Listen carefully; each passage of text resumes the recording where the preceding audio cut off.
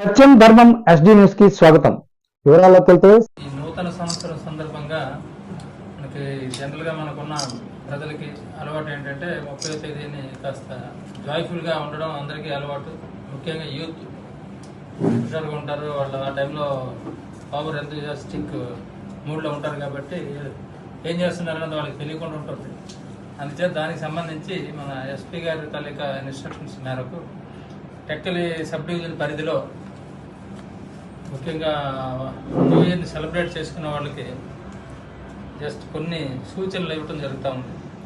దాని ప్రకారం ఏమంటే రాత్రి 12 గంటల నుంచి ఒక పావు గంట, ఒక హాఫ్ అన్ అవర్ వరకు మేము పర్మిట్ చేస్తాం తిరగటం. కానీ జస్ట్ కాస్త సెలబ్రేట్ చేసుకోవడం వరకు 12 నుంచి 12:30 వరకు సెలబ్రేట్ చేసుకోవడానికి పర్మిషన్ ఇస్తాం.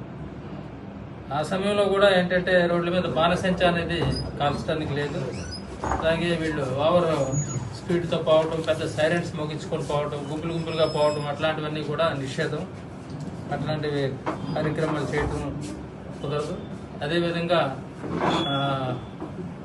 మద్యం తాగి వాహనాలు నడిపినట్లయితే ఆ రోజు డ్రంక్ అండ్ డ్రైవ్ టెస్ట్ కూడా ఎక్కడికక్కడ చేస్తూ ఉంటారు. 3-4 ప్లేసులు చేయడం జరుగుతుంది. అందుచేత ఆ డ్రంక్ అండ్ డ్రైవ్లో దొరికినట్టయితే వాళ్ళకి మరి న్యూ ఇయర్ సెలబ్రేషన్ బ్యాడ్గా స్టార్ట్ అవుతుంది. అంచేత అందరూ కూడా అది గుర్తుపెట్టుకోవాల్సిందని చెప్పేసి విజ్ఞప్తి చేయడం జరుగుతుంది.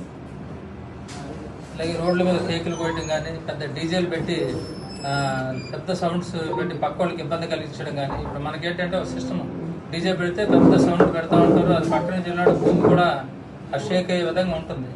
దానివల్ల ఏమవుతుందంటే నైబర్స్ ఎవరైనా సరే పేషెంట్స్ కానీ ఓల్డేజ్ పీపుల్ కానీ ఉంటే వాళ్ళకి హార్ట్ అటాక్ వచ్చి ఒకళ్ళు ఎప్పుడైనా పొరపాటు జరిపినా దానికి పూర్తి బాధ్యత వీళ్ళని వహించి వాళ్ళ మీద చట్ట ప్రకారం కఠినంగా చర్యలు తీసుకోవడం జరుగుతాం. అంచేత డీజేలు, పెద్ద లౌడ్ స్పీకర్లు కూడా అలౌ చేయడం లేదు.